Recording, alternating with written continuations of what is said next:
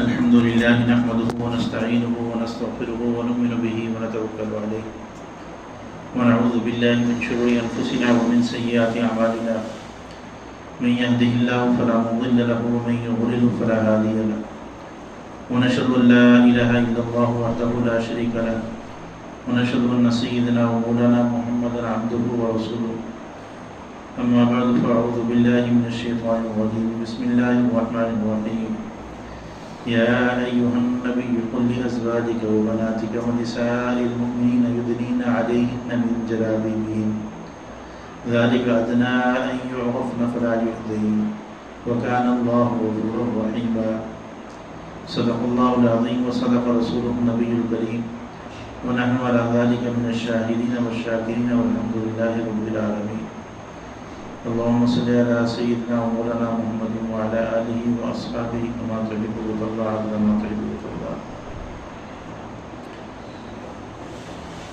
قابل احترام معلمات و عزیز طالبات اور باہر سے تشریف لانے والی امت مسلمہ کی مقدس ماؤں بہنوں بیٹیوں،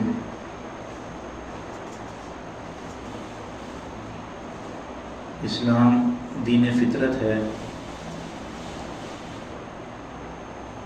اور اللہ رب العزت نے ہمیں بنایا اور ہمارے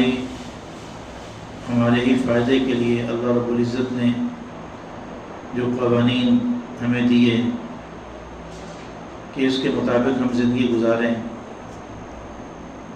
جن کو دین اسلام کہا جاتا ہے، اس سے بڑھ کر عمدہ طریقہ زندگی گزارنے کا کوئی اور نہیں ہو سکتا. اور اللہ رب العزت نے جتنے بھی ہمیں احکامات دیے ہیں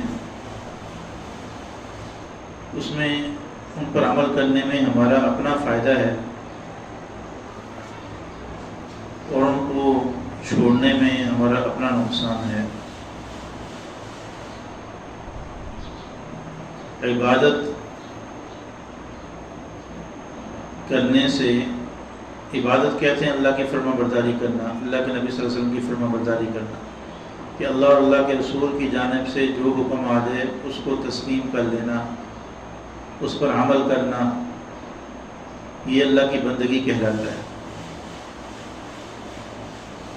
تو اللہ کی ہم بندگی جو کریں گے تو اس سے اللہ رب العزت کو فائدہ نہیں ہے، اس کا فائدہ ہمیں ہی ہے. جیسے کہ قرآن حدیث میں اللہ فرماتے ہیں من عمل صالحا فلنفسہ ومن اساء فعلیہا، جو آدمی بھی نیک عمل کرتا ہے اس کا فائدہ اس کو پہنچتا ہے، اور جو کوئی برا عمل کرتا ہے اس کا نقصان، اس کا وبال اسی کو پہنچے گا. روئے زمین پر بسنے والے سارے جن و انس اولین و آخرین اللہ کے اطاعت والی زندگی پہ آ جائیں تو اس سے اللہ رب العزت کی عزت میں، عظمت میں ذرہ برابر کوئی اضافہ نہیں ہوگا. اور روئے زمین پر بسنے والے جن و انس اولین و آخرین اللہ کی نافرمانی والی زندگی اختیار کر لیں تو اللہ کی سلطنت میں، اللہ کی عزت و عظمت میں ذرہ برابر کمی نہیں ہوگی. تو عرض یہ کر رہا تھا کہ اللہ تعالیٰ نے جو ہمیں احکامات دیے ہیں ان کو ماننے میں فائدہ ہمارا ہے، اور ہماری دنیاوی فلاح بھی اور اخروی فلاح بھی ان کے ساتھ وابستہ ہے. اللہ تعالیٰ نے جو ہمارے اوپر احکامات فرض کیے ہیں، جیسے نماز فرض ہے، روزہ فرض ہے، مال ہو تو زکوٰۃ فرض ہے، صاحب استطاعت ہو تو حج فرض ہے، اسی طریقے سے بالغ خواتین عورتوں پر جو ہے وہ اللہ تعالیٰ نے پردے کو فرض قرار دیا. یہ جو آیات میں نے آپ کے سامنے پڑھی اس میں اللہ تعالیٰ یہی فرماتے ہیں نبی آپ اپنی ازواج کو، اپنی بیٹیوں کو اور مومن عورتوں کو، ان سب کو یہ کہہ دیں کہ اپنی چادروں سے اپنے چہرے کو اس طور پر ڈھانپ لیں کہ وہ پہچانی نہ جائے. تو جس طریقے سے نماز فرض، روزہ فرض، اسی طریقے سے غیر محرم مردوں سے اپنے آپ کو چھپانا یہ عورتوں پر فرض قرار دیا گیا. اور قرآن و حدیث میں اس کی بہت زیادہ تاکید کی گئی. اور ایسی عورتیں جو بے پردہ پھرتی ہیں یا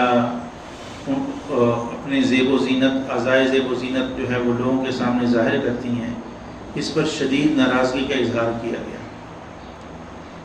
بلکہ ایک روایت میں یہ آتا ہے کہ ایسی عورت جو زیب و زینت اختیار کر کے باہر نکلتی ہے تاکہ لوگ اس کو دیکھیں تو اس کو زانیہ سے تعبیر کی، فرمایا کہ یہ زانیہ ہے۔ اور ایک روایت میں یہ کہ جب ایسی عورت نکلتی ہے تو شیطان اس کو جھانکتا ہے، یعنی اس کے ذریعے شیطان اوروں کو بھی گمراہ کرتا ہے اور خود اس کو بھی گناہ میں مبتلا کرتا ہے۔ اور ایک روایت میں یہ بھی آتا ہے کہ آپ نے ایسی عورت پہ لعنت فرمائی جو غیر محرم کے لیے زیب و زینت اختیار کرتی ہے۔ تو زیب و زینت خاوند کے لیے اختیار کرنا اس کو شریعت میں پسندیدہ قرار دیا گیا، اور اجنبی مردوں کے لیے زیب و زینت اختیار کرنا یا بے پردہ پھرنا اس کو انتہائی ناپسندیدہ قرار دیا گیا۔ میں نے پہلے بھی آپ کے سامنے شاید یہ بات عرض کی کہ آپ صلی اللہ علیہ وسلم نے ایک دفعہ پوچھا کہ عورت کے لیے سب سے بہترین چیز کیا ہے، تو حضرت علی رضی اللہ تعالیٰ عنہ حضرت فاطمہ رضی اللہ تعالیٰ عنہ سے پوچھ کر انہوں نے جواب دیا کہ عورت کے لیے سب سے بہترین چیز یہ ہے کہ کسی غیر محرم مرد کی اس پر نظر نہ پڑے اور اس کی کسی غیر محرم مرد پر نظر نہ پڑے۔ تو جب یہ جواب حضرت علی نے حضور صلی اللہ علیہ وسلم کے سامنے پیش کیا تو حضور صلی اللہ علیہ وسلم نے خوشی کا اظہار فرمایا اور پوچھا کہ یہ جواب کس نے دیا، تو انہوں نے بتایا کہ فاطمہ نے، فرمایا خوشی سے فرمایا کہ فاطمہ تو میرے بدن کا ٹکڑا ہے۔ تو جتنی بھی مسلمان عورتیں ہیں وہ حقیقت میں اولاد ہیں، روحانی اولاد ہیں حضرت فاطمہ کی، حضرت عائشہ رضی اللہ تعالیٰ عنہ کی، ازواج مطہرات کی۔ تو ان کی زندگی کے لیے نمونہ جو قرار دیا گیا وہ ازواج مطہرات کو قرار دیا گیا، حضور کی بیٹیوں کو قرار دیا گیا۔ دیکھیں حضور صلی اللہ علیہ وسلم کے دور میں معاشرہ اتنا خوبصورت تھا، اتنے پاکیزہ لوگ تھے کہ روئے زمین پر اس جیسے پاکیزہ لوگ نہیں آئے۔ حضور نے فرمایا خیر القرون قرنی، تمام زمانوں میں سے بہترین زمانہ میرا زمانہ ہے۔ اس زمانے میں، اور پھر ازواج مطہرات جو کہ امت کی مائیں تھیں، جن کے متعلق کبھی کسی کے دل میں کوئی غلط خیال آ بھی نہیں سکتا تھا، تو ان سے بھی کہا جا رہا ہے کہ وہ غیر محرموں سے پردہ کریں، اور ایسے حضور کی بیٹیوں کو، اور اس زمانے میں جو ازواج صحابیات تھیں۔ اور کہ حضرت عائشہ فرماتی ہیں کہ میں نے انصار کی عورتوں کو بڑا بہترین پایا کہ جب یہ پردے کا حکم آیا تو اگر کوئی باہر تھی تو اس وقت تک وہ اس نے جو ہے یعنی بے چین ہوگی جب تک کہ وہ کپڑے کے ذریعے اپنے آپ کو ڈھانپ نہ لیا، اس چہرے کو چھپا نہ لیا۔ ایک دفعہ حضرت عائشہ رضی اللہ تعالیٰ عنہ کی خدمت میں بنی تمیم کی کچھ عورتیں آئیں، انہوں نے باریک دوپٹے اوڑھ رکھے تھے جن سے بال دکھائی دیتے تھے، تو حضرت عائشہ فرمانے لگیں کہ یہ مومنوں، اگر تم مومن ہو تو ایسا لباس مت اوڑھو، اور اگر تم مومن نہیں ہو تو پھر تمہاری مرضی۔ یعنی گویا کہ مومن کو یہ زیب ہی نہیں دیتا کہ ایسا لباس پہنے جس سے اس کا بدن نمایاں ہو۔ اور ایک روایت میں یہ ہے کہ آپ نے فرمایا کہ دو طبقے ایسے ہیں جن کو میں، جو اب تو نہیں ہیں لیکن قرب قیامت میں ہوں گے، اور وہ جنت کی خوشبو تک نہیں سونگیں گے۔ ان میں سے ایک آپ نے فرمایا وہ عورتیں جو کپڑا پہننے کے باوجود ننگی ہوں گی۔ کپڑا پہننے کے باوجود ننگی ہوں گی، اس کا مطلب یہ ہے کہ وہ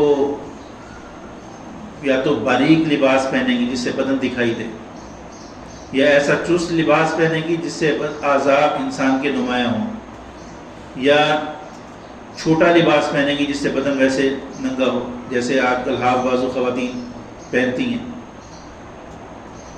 اور اسی طریقے سے باریک لباس پہننے کا بھی رواج ہے۔ تو آپ نے فرمایا کہ ایسی عورتیں جنت کی خوشبو نہیں سونگیں گی، اور ایک روایت میں یہ کہ آپ نے جنت کی خوشبو 500 سال کی مسافت سے آتی ہے۔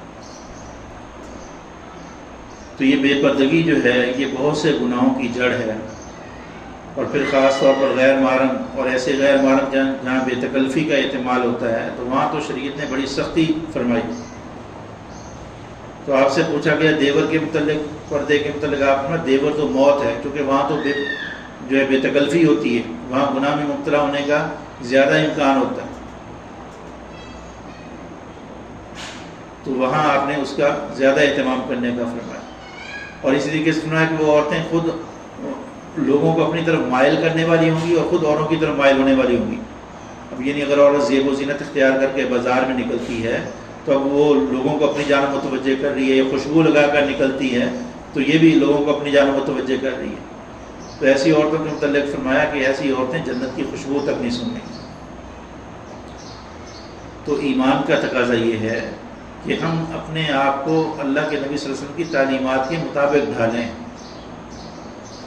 یہ نہ دیکھیں کہ لوگ کیا کہیں گے، یہ دیکھیں کہ ہمارے رب ہم سے راضی ہو جائیں. چونکہ زندگی کا کوئی پتہ نہیں، بھروسہ کوئی نہیں ہے کب ہمیں موت آ جائے.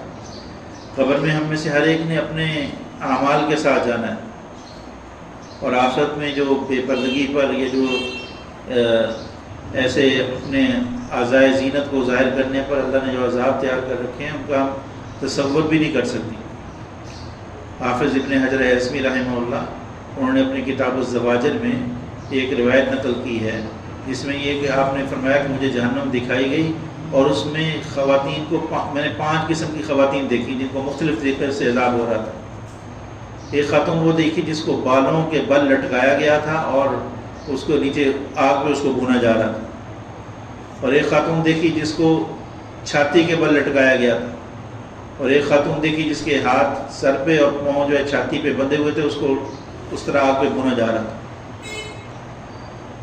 اور ایک خاتون دیکھی جس کو زبان کے بل لٹکایا ہوا تھا.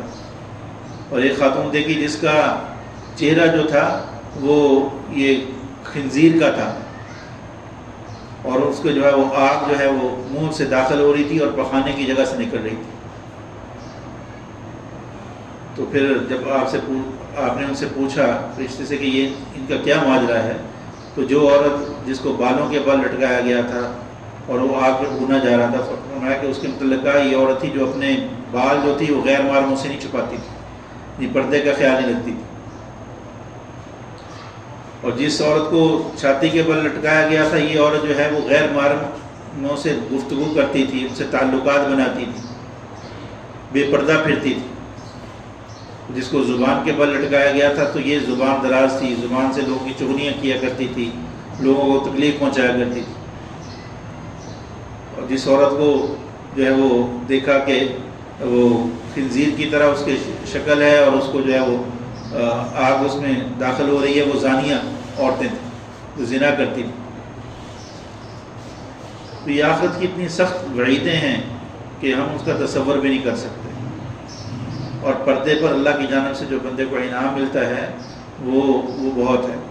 اب ایک روایت میں آتا ہے کہ آپ نے ارشاد فرمایا کہ جس عورت نے 5 نمازوں کا اہتمام کیا، رمضان کے روزے رکھے، اپنی شرمگاہ کی حفاظت کی، اپنے خاوند کی اطاعت کی، تو وہ جنت کے جس دروازے سے چاہے داخل ہو.